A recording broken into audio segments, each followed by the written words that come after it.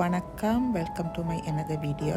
இன்றைக்கு சிக்கன் கறி ரெசிபி பார்ப்போம். தேவையான இன்க்ரீடியன்ட்ஸ் கடுகு, மஞ்சள், பெருஞ்சீரகம், அதோட சில paste, tomato paste and tandoori paste. கறி லீவ்ஸை இந்த கார்டனில் இருந்து ஃப்ரெஷ்ஷாக பிடுங்குவோம். எப்போவுமே ஃப்ரெஷ்ஷாக போடுறதுலேயே ஒரு சந்தோஷம். அடுத்து நீங்கள் சட்டியில் கொஞ்சம் எண்ணெயை கொதிக்க வையுங்க. கணக்கு எண்ணெய் தேவையில்லை. முதலாவதாக கடுகு வடிக்க பெருஞ்சீரகம் போட்டு, அதோட நீங்கள் பிறகு வெங்காயம் வெட்டி வச்சுருக்கிற சிவப்பு வெங்காயம், பச்சை மிளகாய், கறி லீவ்ஸ் போட வேணும். இதுக்கு நான் வேறு எந்த வித இன்க்ரீடியன்ஸும் சேர்க்கறதில்லை. இது சிம்பிள் அண்ட் ஈஸி. இவ்வளோத்தையும் முதல் போட்டு நீங்கள் லேசாக வதக்க வேணும். இது வதங்கி வரும்போது கொஞ்சம் ஜிஞ்சர் பேஸ்ட், கார்லிக் பேஸ்ட், இதெல்லாம் நான் ரெடிமேட் பேஸ்ட் தான் இதில் போட்டிருக்கேன். நீங்கள் ஃப்ரெஷ்ஷாக அரைச்சி போடலாம்.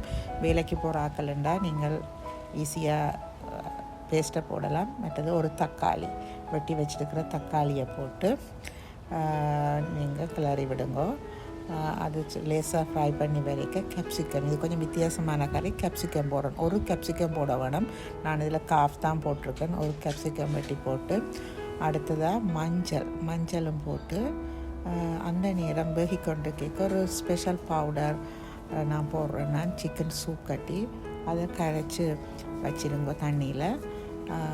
இங்கே கறி வேகிட்டுது. அதுக்குள்ளே நீங்கள் வெட்டி வச்சுருக்கிற சிக்கன் பிரஸ்ட், நான் அந்த சிக்கன் பிரஸ்ட்டுக்கு மஞ்சளும் உப்பும் போட்டு ஆல்ரெடி பிரட்டி வச்சுருந்தேன். நான் அந்த சிக்கன் பிரஸ்ட்டை போட்டு நீங்கள் மிக்ஸ் பண்ணி வேக விட வேணும். அதே நேரம் நீங்கள் என்ன செய்யணும், தண்டூரி பேஸ்ட் போட்டால் டேஸ்ட்டாக இருக்கும். அது உங்களோட விருப்பம்.